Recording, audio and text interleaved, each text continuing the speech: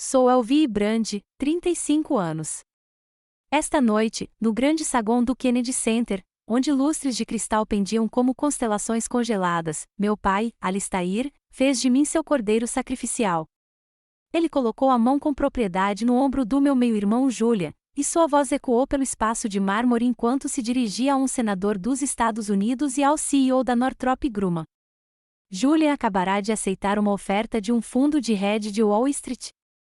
Ele vai criar valor de verdade, anunciou, com o peito cheio de orgulho. Então, seus olhos me encontraram, e seu tom mudou para um de divertimento desdenhoso. E esta, disse ele, apontando o queixo na minha direção, é Elvie. Ela persegue fantasmas com o dinheiro dos seus impostos. Uma carreira romântica, mas, em última análise, inútil, escondida nas sombras. O riso educado e refinado que se seguiu foi discreto, mas cortante o suficiente para cortar. Foi um golpe cirúrgico e certeiro contra a minha alma, executado diante das pessoas mais poderosas de Washington. Naquele momento, eu não era sua filha. Eu era um sacrifício público no altar da sua ambição. Se você já sentiu a dor de ser menosprezado pela sua própria família, clique em curtir. E se você sabe como é ser aquele que nunca recebe o crédito que merece, comente a palavra eu abaixo. Quero saber que não estou sozinho. Mantive o sorriso impecável. Era uma habilidade que eu havia aprimorado, não em salas de reunião, mas nos becos das cidades mais perigosas do mundo. Era uma máscara forjada no fogo. Mantive o mesmo sorriso enquanto olhava para o cano de uma arma em Damasco. Usei-o enquanto negociava com traficantes em Bogotá, com um ar tão carregado de tensão que dava para sentir o gosto. Mas nenhuma quantidade de treinamento, nenhuma quantidade de sofrimento, poderia ter me preparado para a agonia única de ser desarmado tão completamente pelas palavras do meu próprio pai. Foi uma morte limpa e indolor, executada com a precisão cirúrgica de um mestre. Minha madrasta, Catherine, passou por mim, um fantasma de Chanel. Ela se inclinou, sua voz um sussurro venenoso dirigido apenas a mim. Pelo menos tente ser útil e vá buscar outro uísque para o seu pai, Elvie. Não fique aí parada como uma estátua. As palavras estavam revestidas de uma doçura melosa que não conseguia mascarar seu verdadeiro significado. Para ela, a minha presença era um incômodo, uma relíquia incômoda do casamento anterior de Alistair. Eu não era um oficial de inteligência condecorado. Era apenas uma decepção, uma peça sobressalente que não se encaixava no retrato de família perfeito que eles tanto desejavam pintar. Em seu mundo de galas brilhantes e manobras políticas, minha vida era uma nota de rodapé escrita com tinta invisível. E naquele instante, em meio ao mármore e à zombaria, fiz um voto silencioso. Minha utilidade seria demonstrada de uma forma que eles jamais poderiam compreender. A dor não persistiu. Não podia. O único dia fácil foi ontem. O mantra, emprestado dos SALS, ecoou em minha mente. A ferida emocional cauterizou instantaneamente, a dor se transmutando em algo completamente diferente, um foco afiado como uma navalha, duro como um diamante. Afastei suas palavras como se fossem poeira do meu ombro. Meu treinamento assumiu o controle. Meus instintos aguçaram. Meus olhos começaram a perscrutar a multidão, não mais como uma filha rejeitada, mas como uma oficial em busca de vingança. Minha percepção da sala mudou. O suave zumbido da conversa tornou-se uma complexa paisagem sonora de potenciais ameaças. A dança elegante dos convidados tornou-se uma série de trajetórias e linhas de visão que se cruzavam. Eu não estava mais vendo pessoas. Eu estava vendo pontos fortes, fracos e anomalias. Analisei a postura, os gestos das mãos, os sinais sutis que gritavam o que a boca não dizia. E então eu vi uma anomalia. Eu me concentrei. Seu nome era Silas Thorne, conhecido na comunidade de inteligência apenas como o Fantasma. Ele estava perto do bar principal, parecendo perfeitamente à vontade, segurando um copo de água com gás e um limão. Era um disfarce impecável para um agente que nunca bebia em serviço. Seu arquivo era uma história de fantasma sussurrada em briefings confidenciais. Um mestre em toxinas incolores e inodoras liberadas ao menor toque. Ele não estava ali para um tiroteio. Era um artista, e seu meio era o assassinato tão sutil que parecia causas naturais. Um aperto de mão, um toque de ombro, uma única gota contaminada no copo de um alvo. A questão não era se, mas quem.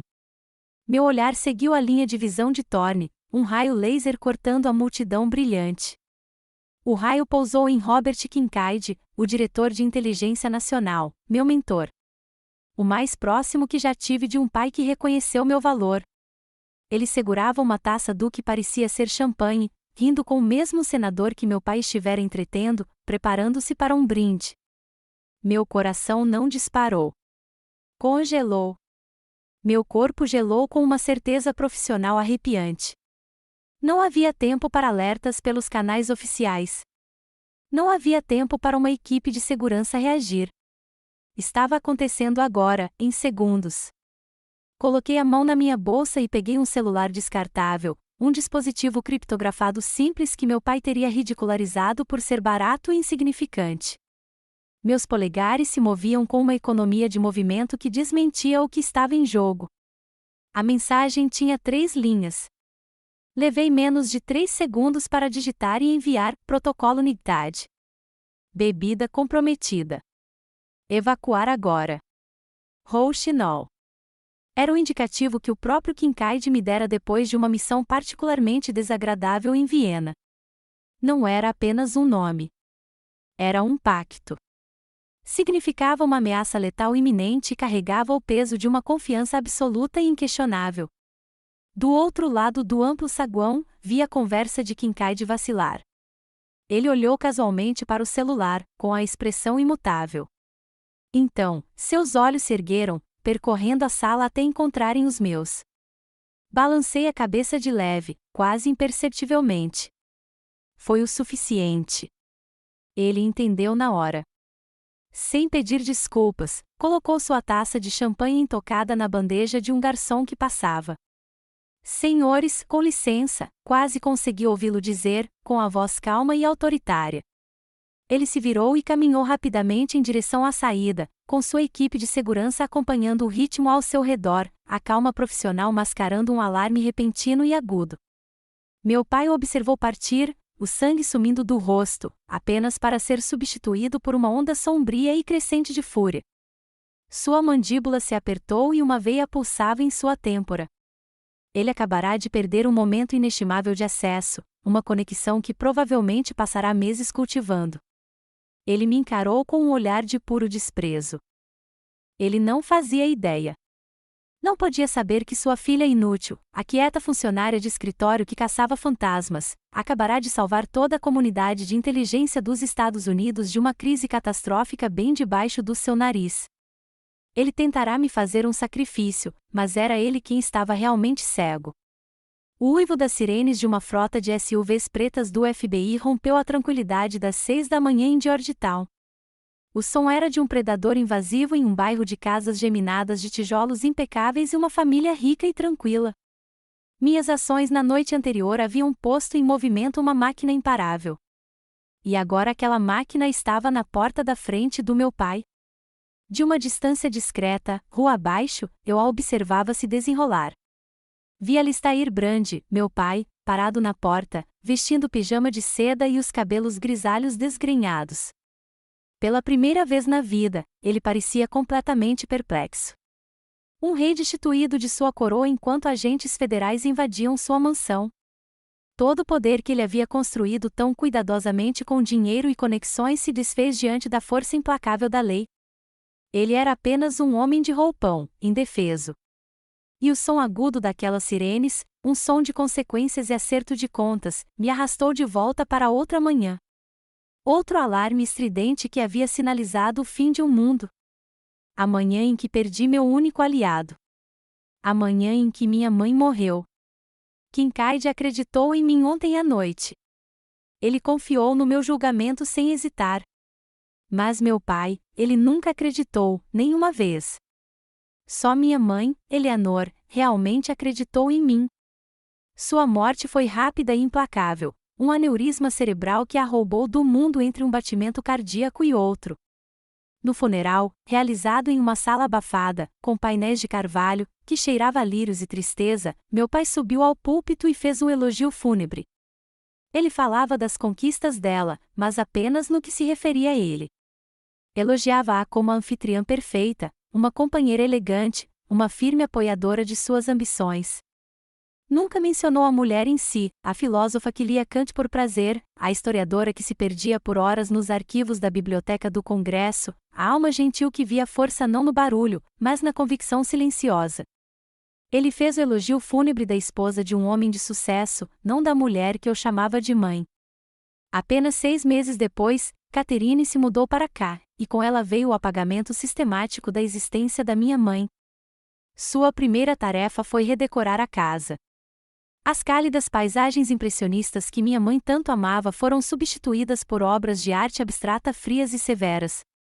Sua biblioteca, um santuário repleto do aroma de papel velho e filosofia encadernada em couro, foi destruída.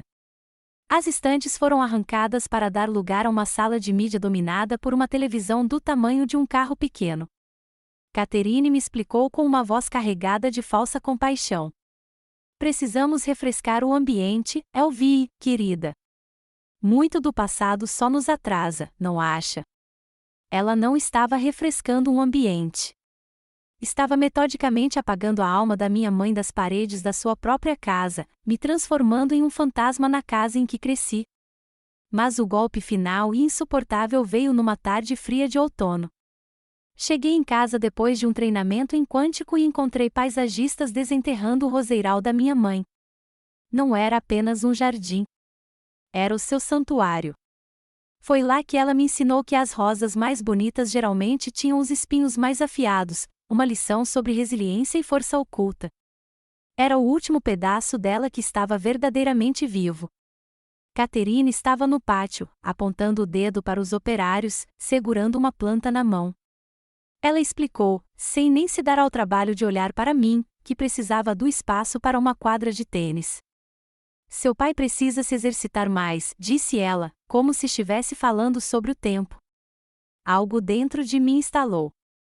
Pela primeira e única vez naquela casa, gritei. Foi um som áspero e gutural de pura agonia. Corri até meu pai, com a voz trêmula de uma raiva que eu não sabia que possuía. Como você pôde deixá-la fazer isso? Ele olhou para mim, com os olhos tão frios e cinzentos quanto um céu de inverno. Eleanor se foi, Elvie, disse ele, com a voz monótona, desprovida de qualquer emoção. Temos que seguir em frente. Não seja tão sentimental. Naquele momento, eu entendi. Ele não estava apenas enterrando a esposa. Ele estava enterrando a minha lembrança dela. Ele estava enterrando a própria ideia de que um dia fomos uma família. O homem que estava diante de mim era um estranho, e sua casa não era mais o meu lar. Esse ato de apagamento, essa profanação final, foi o que me empurrou para a CIA. Se não havia lugar para mim no mundo de ativos tangíveis e retornos calculados do meu pai, então eu encontraria um mundo só meu, um mundo de sombras, sim, mas um mundo onde a lealdade era a moeda corrente e a convicção era tudo. Candidatei-me em segredo. No dia em que a carta oficial de aceitação chegou, carregada com o meu futuro, não voltei para casa. Dirigi até o túmulo da minha mãe. Coloquei a carta na lápide fria de mármore, com o nome Eleanor Bran gravado sob as pontas dos meus dedos. Sussurrei minha promessa à pedra silenciosa, a memória da única pessoa que jamais me compreendeu. Vou viver uma vida com propósito, mãe. Uma vida onde a força não se mede por coisas que podem me ser tiradas. Meu pai viu minha escolha como a traição máxima. Quando finalmente contei a ele, ele explodiu. Gritou que eu estava jogando o meu futuro fora, que eu era fraca demais, mole demais para competir no mundo dele. Disse que eu estava fugindo. Mas ele estava errado. Eu não estava fugindo. Eu estava correndo em direção a algo. Eu não era fraca. Eu estava simplesmente escolhendo um tipo diferente de força, uma força silenciosa, resiliente e duradoura. O tipo que ele nunca poderia ver e jamais compreenderia. O tipo que minha mãe havia plantado em mim num jardim que agora só existia na minha memória. 2 dias após a operação, encontrei Kincaid em um esconderijo da CIA em Falls Church, Virgínia.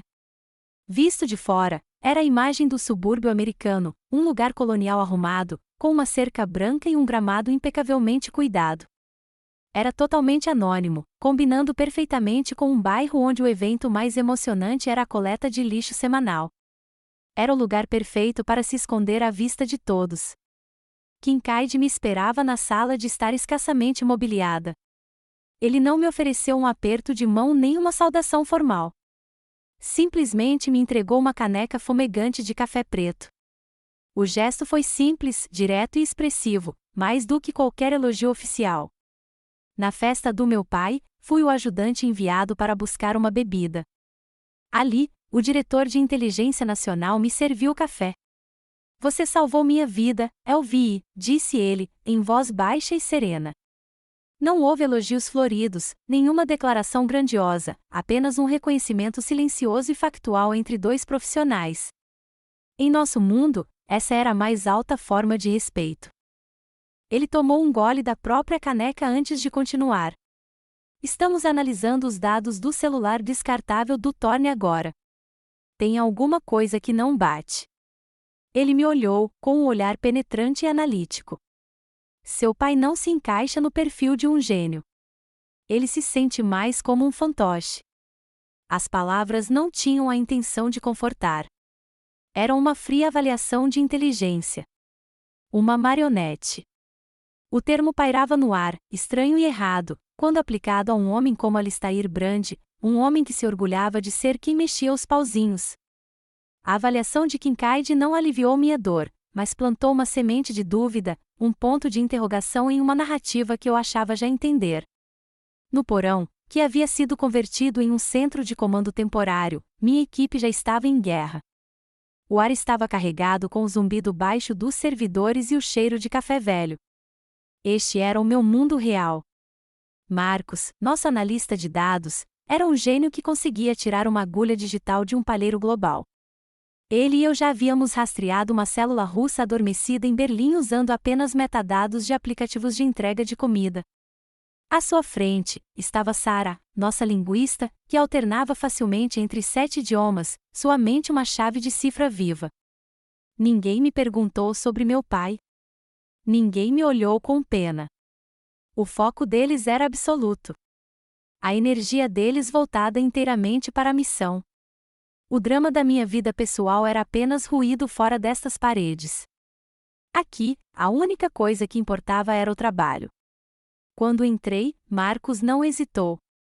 Ele apenas ergueu os olhos do seu triplo monitor, com os olhos cansados, mas atentos. Rastreamos as chamadas criptografadas iniciais de Thorne.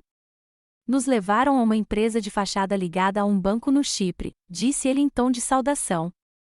Bem-vindo de volta, Nigingale. Era isso. Sem condolências, sem perguntas embaraçosas, apenas uma atualização do campo de batalha e meu indicativo. Naquela sala, eu não era a filha de Alistair Brand. Eu era Nigingale. Eu era um trunfo, uma companheira de equipe, parte de algo maior do que qualquer sobrenome. Este porão, com suas telas piscantes e rabiscos no quadro branco, era mais um lar do que a mansão de mármore do meu pai jamais fora. Esta era a minha família, uma família forjada não pelo sangue, mas pelo risco compartilhado, respeito mútuo e confiança absoluta. Naquela noite, o jantar foi pizza de um restaurante local, comida em caixas de papelão no chão. Sentamos cercados por laptops e arquivos confidenciais, o brilho das telas iluminando nossos rostos. Kincaid ficou, sentado de pernas cruzadas no chão conosco, com uma fatia de pizza de pepperoni na mão. Ele compartilhou histórias de seus primeiros dias na agência, quando Langley ainda era cercada por terras agrícolas. Falou de erros cometidos, lições aprendidas e das realidades brutais do trabalho. Então, voltou seu olhar para mim, com uma expressão séria. Alistair pode ensinar o filho a ganhar dinheiro, Elvie, mas nunca poderá ensinar o que você tem, que é confiança. Ele gesticulou ao redor da sala para Marcos e Sarah, que discutiam amigavelmente sobre uma linha de código. No nosso mundo, é a única moeda que importa. É a única coisa real. As pessoas obedecem a ordens, mas só morrem por alguém em quem confiam. Suas palavras, ditas em meio ao cheiro de queijo derretido e ao tilintar silencioso dos teclados, soaram como uma validação de toda a minha trajetória de vida. Era a confirmação que eu havia passado anos buscando nos olhos frios e indiferentes do meu pai. Confirmava que o caminho solitário e silencioso que eu havia escolhido era o certo. Antes de sair, Kincaid me puxou para perto da porta. Ele colocou a mão firme no meu ombro. Sei que isso é pessoal, disse ele, com a voz mais grave. Mas o país precisa que você se concentre. Precisamos descobrir quem estava por trás de Thorne. Quanto ao seu pai, deixe a justiça fazer o seu trabalho. Seu trabalho é proteger o panorama geral. Não era uma ordem. Era um sinal de respeito. Era sua maneira de reconhecer o peso insuportável que eu carregava, ao mesmo tempo em que me lembrava do dever que compartilhávamos. Entendo, senhor, eu disse, com a voz firme. Observei da porta enquanto seu sedã preto desaparecia na silenciosa noite suburbana. O mundo que meu pai havia construído estava desmoronando, seus alicerces de riqueza e influência se revelando nada mais que areia. Mas o meu mundo, este mundo de sombras e segredos, era sólido. Foi construído sobre a base dessas pessoas, os aliados que acreditaram em mim, não pelo nome que eu carregava, mas pelo trabalho que eu fazia. E ele não iria cair. Os dados do banco em Chipre foram como puxar um único fio solto em uma tapeçaria primorosamente tecida. A princípio, nada pareceu acontecer. Então, com uma certeza lenta e nauseante, todo o tecido da vida do meu pai começou a se desfazer. Marcos vinha tomando café por 48 horas seguidas, sua obsessão uma força palpável em nosso centro de comando subterrâneo. Ele perseguia o dinheiro por um labirinto de empresas de fachada e holdings obscuras, um cão de caça digital em um rastro que serpenteava do Caribe ao leste europeu. É uma aula magistral de lavagem de dinheiro, murmurou ele, mais para si mesmo do que para mim. A clássica estrutura de uma boneca russa. Cada vez que você abre uma empresa de fachada, há mais 3 dentro. Ele navegou pela complexa teia com um respeito relutante por seu arquiteto. E finalmente, depois de remover a última camada, ele a encontrou. O fim da trilha. As transações, lavadas por uma dúzia de entidades diferentes, convergiam todas para um único nome arrepiante, Dmitry Volkov. Volkov era mais uma lenda do que um homem. Um oligarca russo com laços profundos tanto com o Kremlin quanto com o submundo internacional. Ele era um traficante de armas que a CIA tentava capturar há anos. Um fantasma que movimentava bilhões em fundos ilícitos com uma facilidade intocável. Só o nome já causava um arrepio na sala, silenciando o zumbido baixo dos servidores. Marcos girou na cadeira, o rosto pálido sob as luzes fluorescentes. Apontou um dedo trêmulo para um fluxograma complexo na tela que parecia a teia de aranha de um louco. Essa é a parte em que você não vai acreditar, disse ele, com a voz rouca de exaustão. Seu pai não vai aceitar dinheiro do Volkov. Ele deu um zoom em uma série de transferências de dinheiro, cuja frequência era como um pulso frenético e rítmico. Ele vem pagando a ele quantias exorbitantes, consistentemente, nos últimos 10 anos. Alistair Brand não é o cliente, é o VI. Ele é o devedor. De repente, as peças de um quebra-cabeça que eu nem sabia que existia começaram a se encaixar. A imagem que formavam era brutal e clara.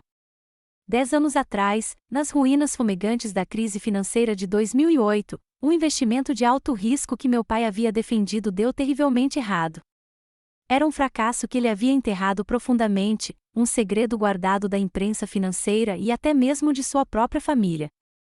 Isso o havia levado à beira da falência, ameaçando destruir um império que ele havia construído a vida inteira. E então Volkov apareceu, um salvador emergindo das sombras. Ele ofereceu a Alistair uma enorme quantia em dinheiro, uma tábua de salvação para salvar sua reputação e sua empresa. Mas não era um empréstimo com taxas de juros e cronogramas de pagamento. Era uma coleira. Era a posse. Em troca do resgate, Alistair tornou-se o banqueiro pessoal de Volkov no Ocidente. Durante uma década, ele foi forçado a lavar dinheiro, usando suas redes financeiras legítimas para sanear os lucros sangrentos dos negócios globais de armas de Volcker. Meu pai, o homem que pregava sobre força e controle, o titã do capital de risco que media o valor de um homem pela sua renda líquida, não passava de um escravo bem pago. O mestre do seu universo era, na verdade, um peão em um jogo muito mais mortal. A lição central da agência martelava em meu cérebro: não presuma nada. Questione tudo. Eu presumia que a crueldade do meu pai era produto de sua arrogância, mas agora eu tinha que questionar isso. Seria arrogância ou a postura desesperada de um homem com medo de ser exposto? Mais tarde naquele dia, Sarah me chamou à sua estação. Você precisa ver isso, disse ela baixinho. Na tela, havia uma fotografia de vigilância enviada pelo Serviço Federal de Inteligência Suíço. A imagem era nítida, tirada à distância, mas com uma lente potente. Mostrava dois homens sentados em um café à beira do lago em Genebra, com as águas cristalinas do lago Genebra brilhando atrás deles. A foto tinha data de apenas 3 semanas antes da festa de gala no Kennedy Center. Um dos homens era Silas Thorne. O outro era meu pai. Fiquei sem fôlego, mas foi a expressão no rosto do meu pai que revelou a verdadeira história. Não era um homem poderoso dando uma ordem. Ele parecia diminuído. Seus ombros estavam caídos, sua postura, derrotada. As rugas em seu rosto, que eu sempre interpretara como sinais de autoridade, agora pareciam rachaduras em uma fachada em ruínas. Ele parecia velho, cansado e consumido por algo que eu nunca vira nele antes: medo. Thorne, por outro lado, era a imagem do relaxamento, recostado na cadeira com um sorriso leve e predatório. Parecia um gato brincando com um rato encurralado pouco antes do ataque final e fatal. Foi nesse momento que qualquer vestígio de satisfação que eu pudesse ter sentido desapareceu. A raiva justificada, o desejo frio por justiça, tudo evaporou, substituído por um vazio oco e arrepiante. Meu pai havia preparado o cenário para o assassinato de Kincaid, sim, mas ele não era o dramaturgo. Era apenas um ator lendo falas que lhe haviam sido entregues sob a mira de uma arma. Kincaid me chamou ao seu escritório em Langley mais tarde naquela noite. A sala estava escura, exceto por um único abajur em sua mesa que projetava longas sombras nas paredes. Ele foi direto ao ponto. Acreditamos que Volcker estava coagindo seu pai, disse ele, com a voz sombria. A exigência final era que Alistair usasse seu acesso social para levar Thorne àquela festa. Era um teste de lealdade, uma tarefa final impossível. Se ele recusasse, Volcker não o teria arruinado apenas financeiramente. Teria sido pior. É provável que ele tenha ameaçado Catherine ou Julia. Ele fez uma pausa, deixando o peso de suas palavras se acomodar no silêncio da sala. Entrelaçou os dedos, os olhos fixos nos meus. Então, desferiu o golpe final e devastador. Ou você é o Vi. A frase pairou no ar entre nós, pesada e sufocante. De repente, a cena no Kennedy Center se repetiu em minha mente, mas através de uma lente nova e distorcida. A humilhação pública que meu pai me fez, suas palavras cruéis e desdenhosas, uma carreira romântica, mas em última análise inútil, escondida nas sombras. Seria tudo parte da performance? Uma tentativa desesperada e distorcida de me afastar, de romper laços tão publicamente que Volcker me visse como insignificante, não como uma ameaça ou um alvo no mundo perigoso para o qual ele havia sido arrastado. Seria um ato de proteção disfarçado de crueldade? Pela primeira vez, as ações do meu pai deixaram de ser uma simples questão de malícia. Tornaram-se uma questão dolorosa e impossivelmente complexa. O homem que eu odiava talvez estivesse tentando salvar a minha vida. E no cálculo frio e brutal da espionagem e da sobrevivência, tive que considerar uma verdade que nunca quis encarar. O maior monstro da minha vida também poderia ter sido uma vítima. A sala de visitas do FBI era agressivamente estéril. Paredes brancas, luzes fluorescentes zumbindo com um zumbido enervante, e nenhuma janela. Nada além de uma única mesa de metal e 2 cadeiras presas ao chão de concreto, como se esperassem um furacão. O quarto foi projetado para despojar uma pessoa de todo conforto, de todo senso de identidade. Era a antítese completa do mundo que meu pai havia construído para si, um mundo de escrivaninhas de mogno, couro luxuoso e vistas amplas da cidade. A pesada porta de aço se abriu com um estrondo, e um guarda conduziu meu pai para dentro. O Alistair Brand que entrou era um homem que eu não reconheci. Os ternos impecavelmente cortados haviam sumido, substituídos por um macacão laranja largo e berrante que pendia sobre sua figura debilitada. Sua pele tinha uma palidez acinzentada, e o fogo em seus olhos havia se apagado, deixando para trás apenas brasas opacas e cansadas. Pela primeira vez na minha vida, ele não era um titã. Era apenas um homem velho e quebrado. Ele caminhou até a mesa e sentou-se, sem me olhar nos olhos. Seus olhos estavam fixos na superfície polida do metal, como se ali estivessem as respostas para uma vida que deu errado. O guarda prendeu as algemas a um ferrolho na mesa, e o clique metálico e agudo foi o único som no silêncio sufocante. Era o som do cativeiro, tanto físico quanto espiritual. Sentei-me em frente a ele. Não disse uma palavra. Simplesmente peguei minha pasta e deslizei uma única fotografia sobre a mesa, colocando-a diretamente em seu campo de visão. A foto de Genebra, meu pai e Silas Thorne no café à beira do lago. No interrogatório, o silêncio é uma arma. Você o deixa pairar no ar, pesado e denso, até que o sujeito não consiga mais suportar seu peso. Eles correrão para preencher o vazio e, muitas vezes, o preencherão com a verdade. Eu deixo o silêncio fazer o seu trabalho. Observei os segundos passarem, cada um como uma gota d'água em uma pedra. Ele encarou a imagem, o maxilar se movendo silenciosamente. Sua fachada, mesmo naquele estado debilitado, tentava se manter, mas as rachaduras estavam aparecendo. Finalmente, ele se interrompeu. O que você quer, Elvie? Sua voz era um sussurro seco e rouco, um som que eu nunca tinha ouvido dele antes. Ignorei a pergunta. Era um apelo por termos, uma negociação. Eu não estava ali para negociar. Eu estava ali pela verdade. Quanto você devia a Dmitry Volkov? Perguntei. Minha voz estava calma, equilibrada, isenta de qualquer emoção. Era a voz que eu usava com os ativos em campo, uma ferramenta para transmitir controle. Ele se encolheu como se eu o tivesse atingido.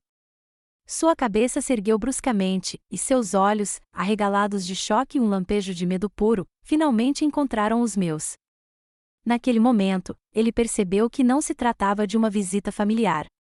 Era um relatório de inteligência, e eu tinha todas as cartas na manga. Ele entendeu que eu sabia muito mais do que ele jamais poderia imaginar. Não lhe dei tempo para se recuperar. Continuei, mantendo a voz firme e imparcial. Ele ameaçou Catherine e Julia, não foi? Foi por isso que você concordou em levar Thorne para o baile? Cada pergunta era uma incisão cirúrgica, precisamente direcionada para contornar seu orgulho e ir direto à ferida purulenta do seu medo. Eu não o estava acusando de ser um monstro. Eu o estava expondo como uma presa. Você não entende, gaguejou ele, esfregando a testa com a mão algemada, num gesto de profundo cansaço. É um mundo diferente, com regras diferentes. Não, interrompi-o, minha voz congelando. As regras são sempre as mesmas, pai. Existem os fortes e existem os fracos. Você me ensinou isso. Foi a primeira e única lição que você me ensinou. Inclinei-me ligeiramente para a frente, meus olhos fixos nos dele. Então por que você deixou um homem como Volkov transformá-lo em sua marionete? A pergunta o atingiu como um golpe físico. Atingiu o âmago de sua identidade, o alicerce da filosofia que ele havia pregado a vida toda. O mundo, segundo Alistair Brand, era uma cadeia alimentar brutal, e ele sempre esteve no topo. Ser chamado de marionete era invalidar toda a sua existência. Ele se desfez completamente. Sua cabeça caiu para a frente, seus ombros tremendo com soluços silenciosos e torturantes. Toda a arrogância, toda a fanfarronice, todo o poder cuidadosamente cultivado dissolveram-se no tremor patético de um homem derrotado. Porque ele podia levar tudo, sussurrou, com a voz embargada e sufocada pela vergonha. Tudo o que eu construí, tudo. e eu estava velho demais, Elvie. Velho demais para recomeçar. Foi a coisa mais honesta que ele já me disse. Foi a confissão de um homem cujo orgulho finalmente fora devorado pelo medo. Levantei-me para ir embora. A satisfação triunfante com que eu um dia fantasiara não estava em lugar nenhum. Não havia vitória ali, apenas uma dor amarga e vazia no centro do meu peito. Caminhei até a porta e parei, com a mão na maçaneta. Virei-me para encará-lo uma última vez, com a cabeça ainda baixa de vergonha. Tudo que você me disse naquela noite, perguntei, com a voz baixa, mas clara, no Kennedy Center, quando me humilhou. Você estava tentando me afastar para me proteger? Ou é assim mesmo que você me vê? Não esperei por uma resposta. Deixei a pergunta pairar no ar entre nós, uma última lâmina afiada retorcendo-se em sua consciência. Um guarda destrancou a porta e, quando o pesado aço se fechou atrás de mim com um estrondo final e definitivo, eu sabia que sua resposta não viria em palavras. Viria em suas ações, nas escolhas que fizesse diante de um juiz. A escolha agora era dele, e somente dele, permanecer covarde, escondendo-se atrás das circunstâncias, ou, pela primeira vez em muito tempo, fazer a coisa certa. O tribunal do Tribunal Federal e Barre Pretima era um teatro de justiça, lotado até o teto para o drama mais aguardado da temporada. Cada banco de carvalho polido estava repleto de repórteres, com suas canetas em posição de abutres, e os rostos curiosos e poderosos da elite de Washington, que tinham vindo testemunhar a dissecação pública de um rei. Era o ingresso mais cobiçado da cidade, um espetáculo de decadência muito mais envolvente do que qualquer gala no Kennedy Center. Na primeira fila, um quadro de uma família desfeita, Catherine e Julia estavam sentados rigidamente, com os rostos pálidos e contraídos. Pareciam menos uma família solidária e mais atores na cena final e trágica de uma peça que não haviam ensaiado. Seu mundo cuidadosamente organizado de posição social e prestígio herdado estava em chamas ao redor deles, e eles estavam paralisados na fumaça, vendo seu futuro se transformar em cinzas. Quando meu nome foi chamado para depor, um silêncio palpável tomou conta da sala. O murmúrio baixo de especulação cessou, substituído por um foco intenso e coletivo. A caminhada do meu assento até o banco das testemunhas pareceu ter milhares de quilômetros de extensão, cada passo ecoando no chão de mármore, cada um amplificado no espaço cavernoso. Fiz o juramento, com a mão firme sobre a Bíblia, a voz clara e inabalável, e sentei-me. Apresentei os fatos do caso com a mesma clareza imparcial que usaria em um briefing confidencial em Langley. Minha voz era um instrumento monótono de fatos, detalhando cronogramas, explicando o fluxo de provas e respondendo a todas as perguntas do procurador-geral adjunto com precisão e profissionalismo. Não olhei para o meu pai. Construí uma parede na minha mente e me recusei a deixar meu olhar vagar em direção à mesa do réu. Olhar para ele seria permitir que a filha viesse à tona, e ela, com toda a sua dor e história complicada, não tinha lugar ali, nesta sala, sob juramento. Eu não era Elvie Brand, a filha. Eu era uma oficial sênior de campo da Agência Central de Inteligência, uma servidora do governo dos Estados Unidos. Meu dever era com a verdade, um conceito que parecia frio, duro e absoluto. Meus sentimentos pessoais eram um risco, e eu os mantinha bem guardados. A equipe jurídica do meu pai, um trio de advogados de alto valor de um dos escritórios de advocacia mais formidáveis de Washington, D.C., havia preparado uma defesa complexa e agressiva.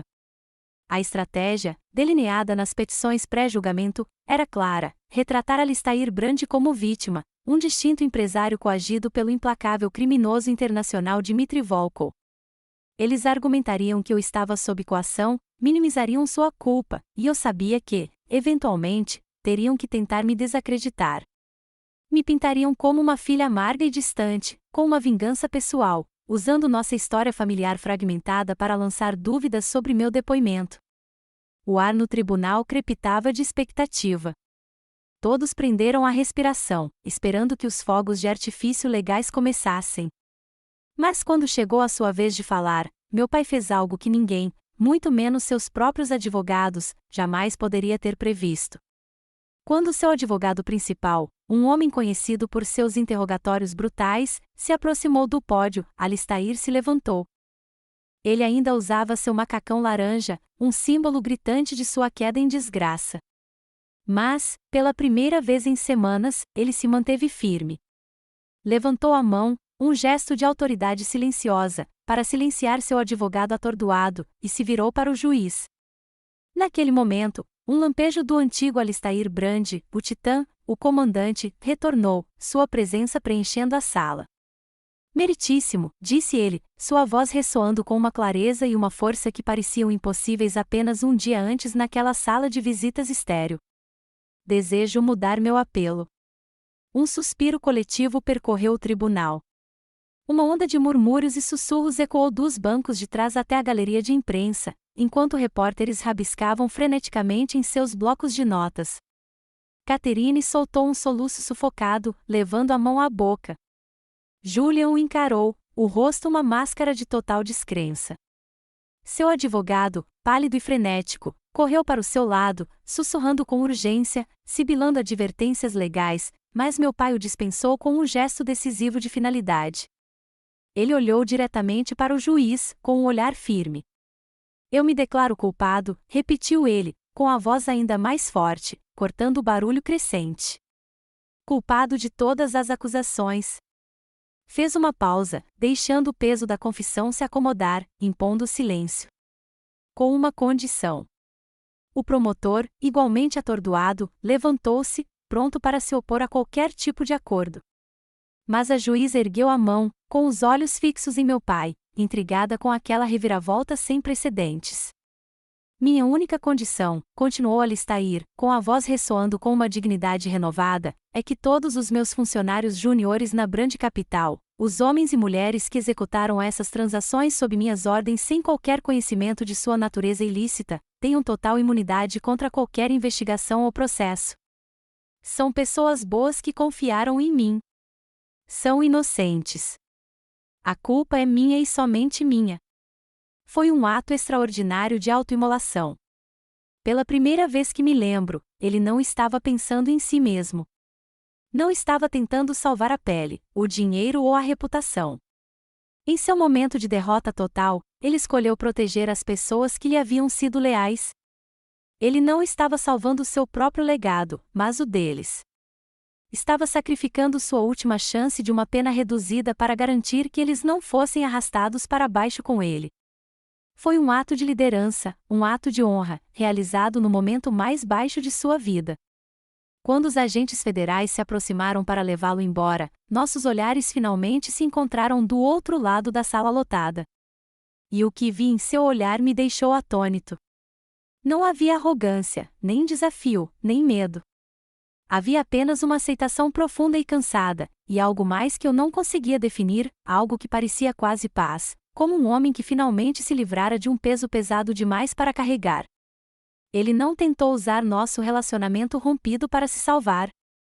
Não permitiu que seus advogados me detonassem no tribunal. Seu último ato público foi de integridade silenciosa e inesperada. E naquele olhar silencioso e fugaz, ele me deu a resposta para a pergunta que eu havia deixado pairando no ar frio e estéril daquela sala de visitas: você estava tentando me proteger ou é realmente assim que você me vê? Sua confissão de culpa, sua condição altruísta, foi a resposta. Ele escolhera não ser covarde. Ele escolhera, no fim das contas, proteger os inocentes, inclusive eu. Não foi uma vitória. Ver meu pai sendo levado algemado não parecia uma vitória, mas foi um momento de verdade, um lampejo de redenção nas cinzas de sua vida. E pela primeira vez, tive que me perguntar se a definição dele de força e a minha não eram tão diferentes, afinal. Alistair Brand foi condenado a 15 anos em uma penitenciária federal. A notícia explodiu em todas as plataformas de mídia, transformando a tragédia particular da minha família em um espetáculo nacional. Especialistas em notícias a cabo dissecaram sua queda em desgraça, e os jornais estamparam sua foto desgastada no tribunal em suas primeiras páginas. A marca, antes símbolo de poder e sucesso, agora era sinônimo de escândalo. Da minha cobertura na cidade velha de Alexandria, eu observava o rio Potomac fluir silenciosamente, uma faixa calma e cinzenta, indiferente ao caos. Não havia sentimento de vitória, nem de vingança. Havia apenas um silêncio profundo e ecoante.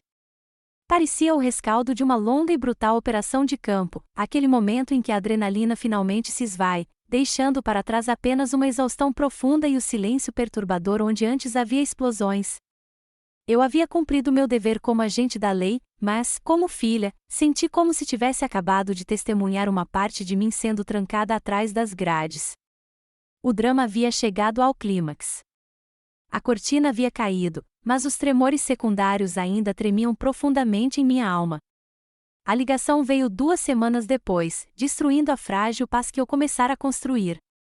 Era Catherine. Sua voz na linha estava despojada do charme socialite de sempre. Não havia tristeza, nem preocupação, apenas a ponta afiada e frágil de um cálculo frenético. Nosso advogado diz que os bens do Alistair estão congelados, disse ela, dispensando qualquer cumprimento. Suas palavras eram curtas, transacionais. A herança da sua mãe, o fundo que ele criou para você em nome dela, é provavelmente a única coisa em que o governo não vai mexer.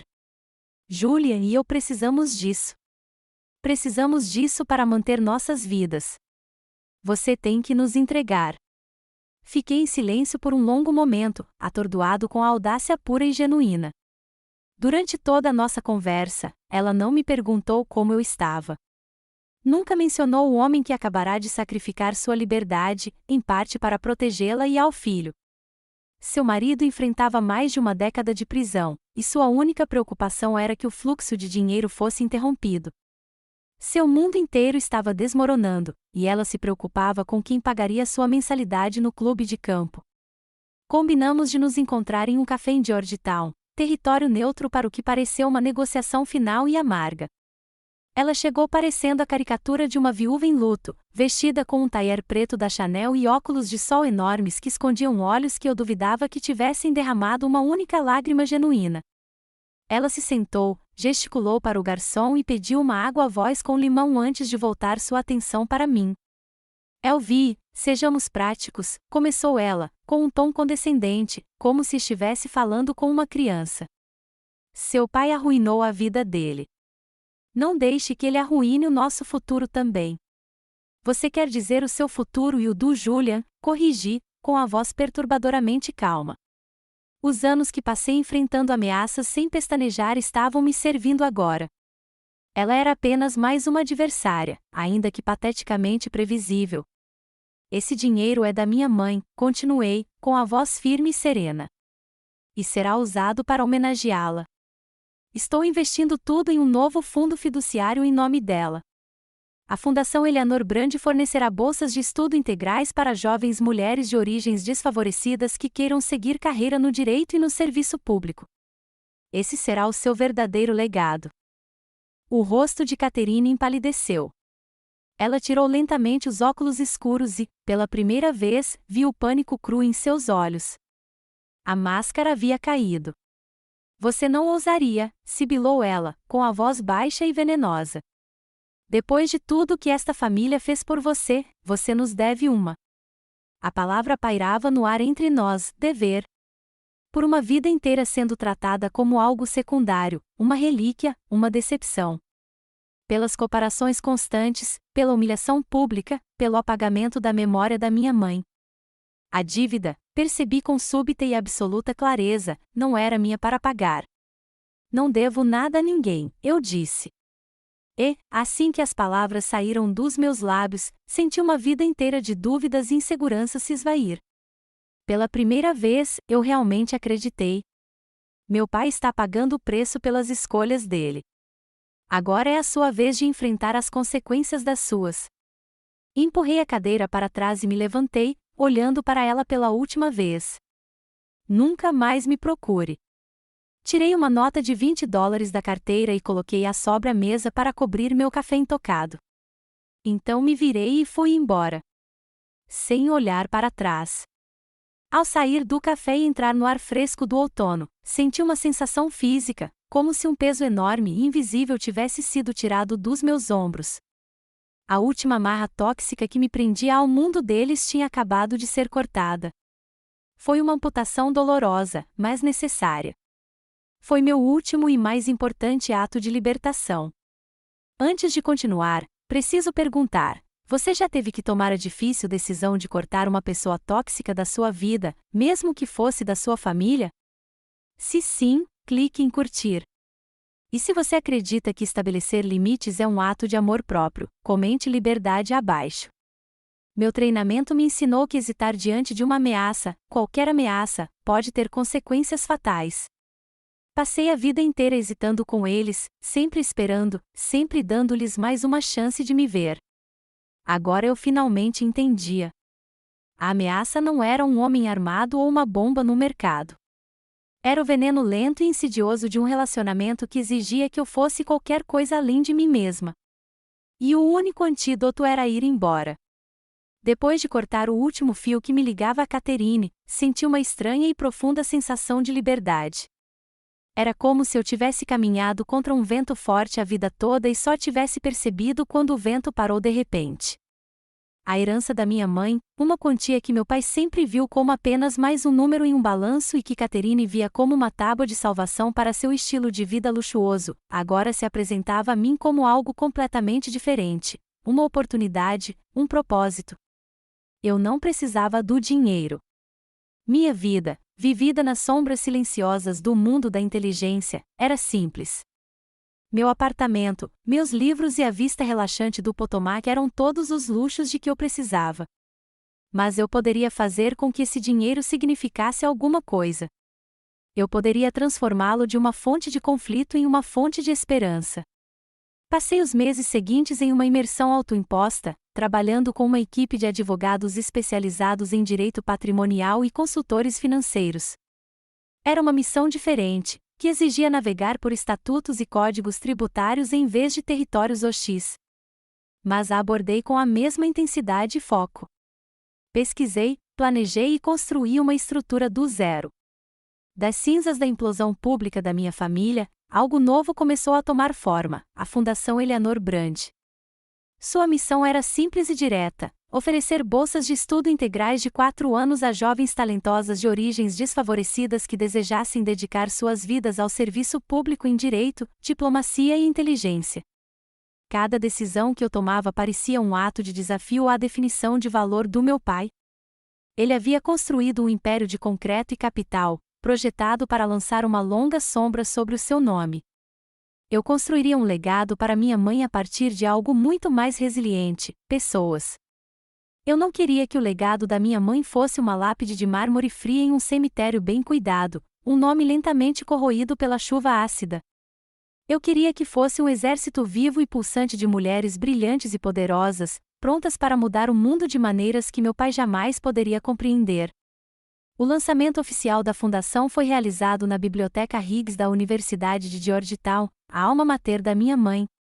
O espaço em si parecia uma homenagem a ela. Era uma catedral do conhecimento, com alcovas imponentes de ferro fundido e prateleiras de livros antigos que se estendiam em direção ao céu. O ar estava impregnado do aroma sagrado de papel velho e aprendizado. Raios de sol atravessavam as altas janelas arqueadas, iluminando partículas de poeira que dançavam no ar como pequenas estrelas brilhantes. Era um lugar que Eleanor teria adorado, um santuário onde se sentiria completamente em casa. A família que escolhi estava lá. Kincaid compareceu, não como diretor de inteligência nacional com uma equipe de segurança a reboque, mas simplesmente como Robert, um amigo de terno simples que permanecia em silêncio nos fundos. Marcos e Sarah também compareceram, parecendo um pouco deslocados em seus trajes formais, mas me apoiando silenciosamente e inabalavelmente. A presença deles era um testemunho silencioso da nova fundação da minha vida. Enquanto subia ao pódio, olhei não para a multidão de doadores ou da imprensa, mas para os rostos brilhantes e esperançosos dos 10 primeiros contemplados com a bolsa Eleanor Brand. Elas vinham de todo o país. Uma garota de um conjunto habitacional de Detroit que foi a primeira da família a ir para a faculdade, uma jovem de uma pequena cidade nos Apalaches que sonhava em se tornar diplomata, outra de uma cidade fronteiriça do Texas que falava 3 idiomas e queria trabalhar para o FBI. Eram jovens brilhantes e ambiciosas que superaram obstáculos incríveis só para estarem ali. Ao ver o fogo em seus olhos, senti um calor se espalhar pelo meu peito, um sentimento que estava ausente há muito tempo. Quando falei, minha voz saiu clara e firme, ligeiramente amplificada pelo microfone. Não falei sobre mim nem sobre o escândalo recente. Falei sobre minha mãe. Contei a ele sobre seu amor sem limites pelo conhecimento, sua crença inabalável no poder das mulheres instruídas e como ela havia defendido discretamente meu próprio caminho não convencional quando ninguém mais o compreendia. Minha mãe me ensinou, eu disse, meu olhar percorrendo os rostos jovens à minha frente, que a verdadeira força não está no barulho que você faz ou nos prédios que você possui. Está no impacto silencioso que você tem no mundo. Um impacto medido nas vidas que você melhora. Ela acreditava que uma única mulher instruída poderia ser uma força de mudança mais poderosa do que qualquer exército. Esta fundação é o seu impacto. Vocês são o seu impacto. Vocês são o seu legado vivo. Após a cerimônia, enquanto eu conversava com os alunos, ouvindo suas histórias e sonhos, Kinkaid veio até mim. Ele olhou ao redor da magnífica biblioteca, com um sorriso gentil no rosto. Sua mãe ficaria incrivelmente orgulhosa, Elvie, disse ele, com a voz repleta de genuíno carinho. Você transformou algo que poderia ter sido um fardo, uma fonte de dor, em uma fonte de força para tantos.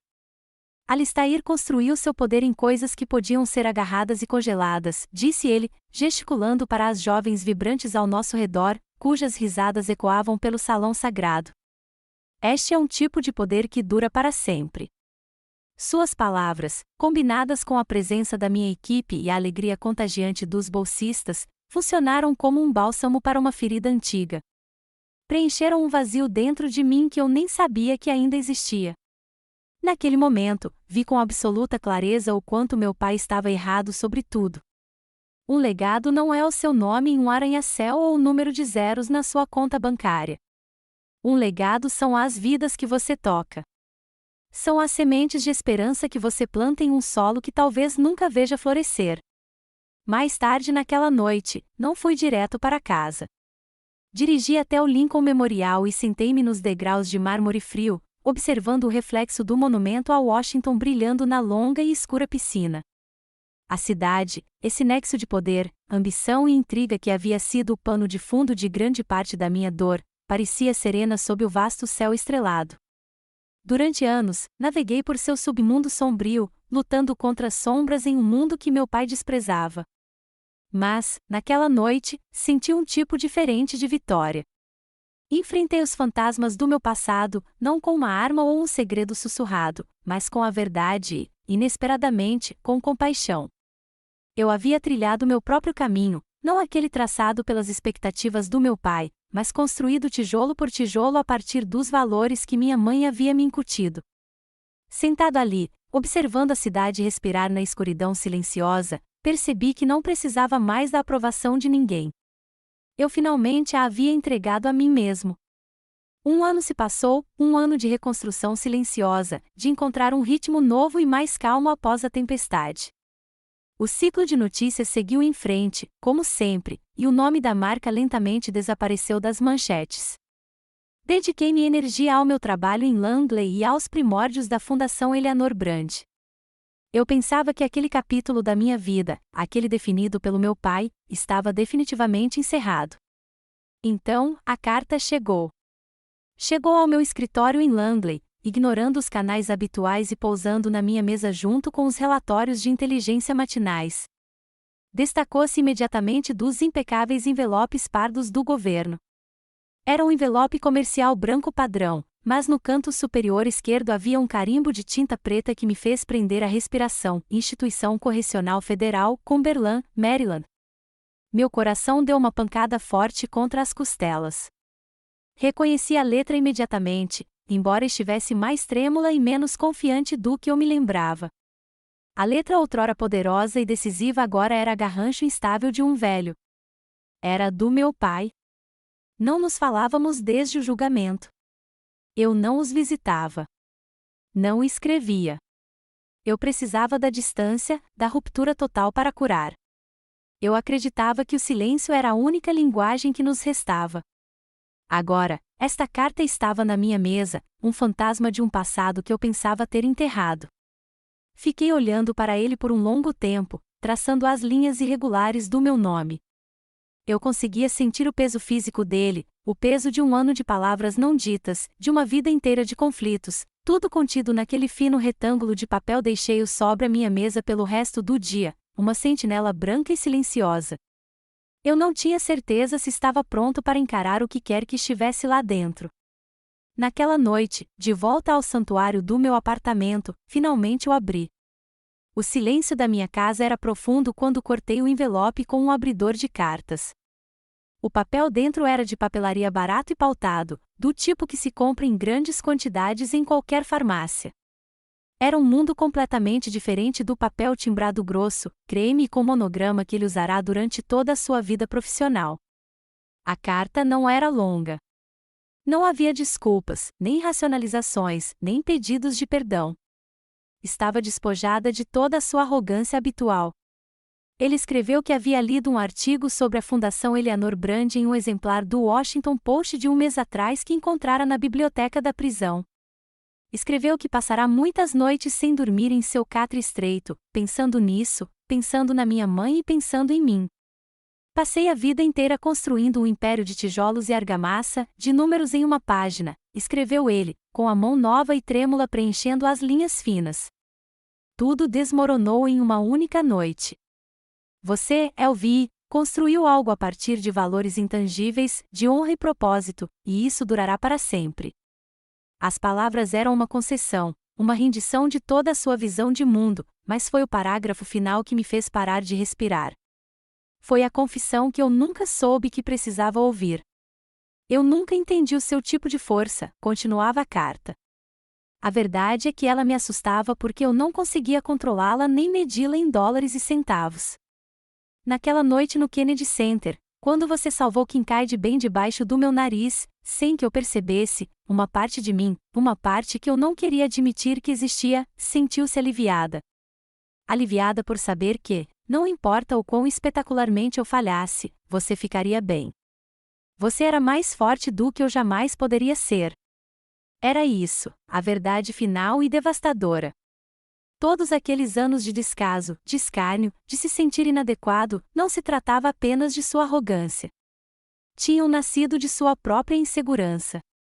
Ele não menosprezava a minha força. Ele a admirava secretamente e se ressentia dela porque era uma moeda que ele não podia cunhar e um poder que não podia possuir. Seu desprezo era uma máscara para uma inveja silenciosa e profundamente enterrada. Li a carta novamente, e depois uma terceira vez, deixando as palavras penetrarem em mim. Nenhuma lágrima caiu. Não houve uma liberação repentina e dramática de emoção. Em vez disso, algo lá no fundo do meu peito, um nó apertado de dor e raiva que me acompanhava há décadas, começou a se soltar lenta e suavemente. Era a sensação de um osso, quebrado há muito tempo, finalmente se recuperando. Não senti nenhuma necessidade de responder. Esta carta não era o início de um diálogo. Era um monólogo. Era uma conclusão. Era seu relatório final de uma guerra que ele havia perdido. Na solidão austera e silenciosa de sua cela, cercado pelos destroços de sua vida, ele finalmente encontrou um pouco de compreensão. E eu, no mundo exterior, finalmente encontrei minha paz. Dobrei a carta cuidadosamente ao longo dos vincos originais. Caminhei até a pequena caixa de madeira escura na minha estante, onde guardava as poucas lembranças preciosas que tinha da minha mãe, uma fotografia desbotada, uma rosa prensada do seu jardim, um poema favorito que ela havia copiado à mão. Coloquei a carta do meu pai dentro, junto com elas. Não era perdão. Não exatamente. Era algo mais silencioso, algo mais profundo. Era aceitação. O passado, com todos os seus fantasmas e toda a sua dor, finalmente encontrara seu devido lugar. Não era mais um peso nos meus ombros. Era apenas uma história guardada numa caixa. O cenário mudou. Já se foram as tensas salas de reunião de Langley, os salões de banquetes dourados de Washington, D.C., as paredes brancas e estéreis de um tribunal federal. Hoje, estou em uma clareira, cercado pelas densas e sussurrantes florestas da Virgínia. Estou no acampamento Peary, mais conhecido mundialmente como a Fazenda.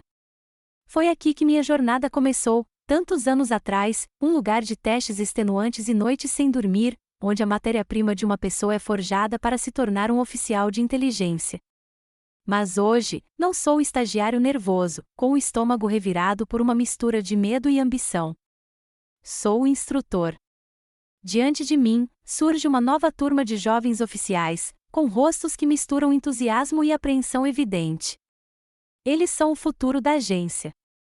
Seus olhos, aguçados e inteligentes, acompanham cada movimento meu.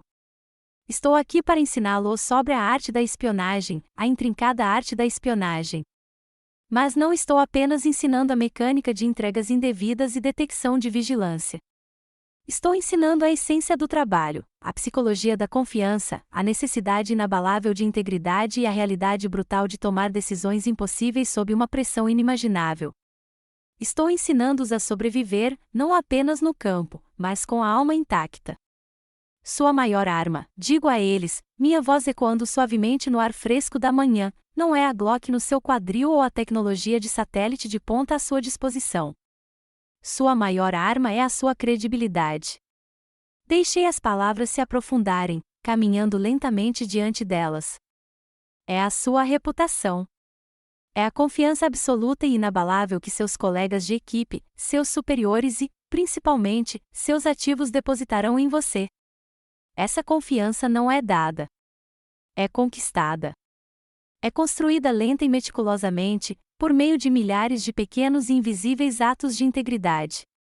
E pode ser completamente destruído por uma única mentira, um único momento de covardia. Paro e olho para cada um deles, certificando-me de que entendam o peso das minhas palavras. Nunca, jamais subestime o seu poder. Ele o manterá vivo quando todo o resto falhar. Abrirá portas que estavam seladas. Em raras e extraordinárias ocasiões, lhe dará o poder de mudar o mundo. Ao dizer estas palavras, percebo que não estou apenas instruindo. Estou recitando meu próprio credo, a verdade fundamental que tive que aprender através do fogo e da dor. Estou me lembrando da lição duramente conquistada que se tornou o próprio alicerce da minha vida. Após o término do exercício de campo, uma jovem policial se aproxima de mim, com uma expressão hesitante, mas determinada. Ela é perspicaz, uma das destaques da turma. Senhora Brand, começa ela, um pouco nervosa. Eu só precisava dizer uma coisa. Meu nome é Ana Sharma. Sou uma das primeiras a receber a bolsa de estudos da Fundação Eleanor Brand. Paro, completamente surpresa. Olho para ela de verdade, e vejo, a mesma fome, o mesmo desejo ardente de servir a uma causa maior que ela mesma que vi em meu próprio reflexo tantos anos atrás. Ela é o resultado vivo e pulsante de uma escolha que fiz em um momento silencioso de luta e desafio. É por causa da sua fundação, ela continua, com a voz ganhando confiança, por causa da sua mãe, que estou aqui hoje. Você me deu uma chance que eu nunca teria tido de outra forma. Então, eu queria te agradecer. Um sorriso genuíno se espalha pelo meu rosto, caloroso e natural. Vejo a tocha sendo passada. Vejo o legado criando raízes e se transformando em algo forte e belo. Não me agradeça, digo, com a voz mais suave agora. Agradeça a minha mãe e faça o trabalho que a deixaria orgulhosa. Isso, penso comigo mesmo enquanto ela se afasta, com os ombros um pouco mais retos do que antes. É um legado, não um nome esculpido em um edifício de pedra fria. É uma chama passada de uma geração para outra, queimando mais forte a cada transferência. A história termina aqui, não com um estrondo, mas com uma silenciosa sensação de paz. Estou sozinho na pista do campo de pouso da base, o sol do fim da tarde projetando longas sombras no concreto. Um avião de transporte C-130 aguarda, com seus motores gemendo enquanto se prepara para uma missão em algum canto remoto do mundo. Não sou mais assombrada pela sombra do meu pai. Não busco mais aprovação nos olhos dos outros. A necessidade disso foi extinta em mim, substituída por um núcleo tranquilo e sólido de autoconhecimento. Eu sou Elvi Brand. Eu sou Niguingali. Encontrei minha absolvição, não por meio de vingança ou reconciliação, mas por meio de uma lealdade feroz e inabalável à mulher que me tornei. O céu à minha frente é vasto e cheio de desafios, uma extensão ilimitada de possibilidades. E pela primeira vez em muito, muito tempo, sinto-me completa e totalmente livre para voar.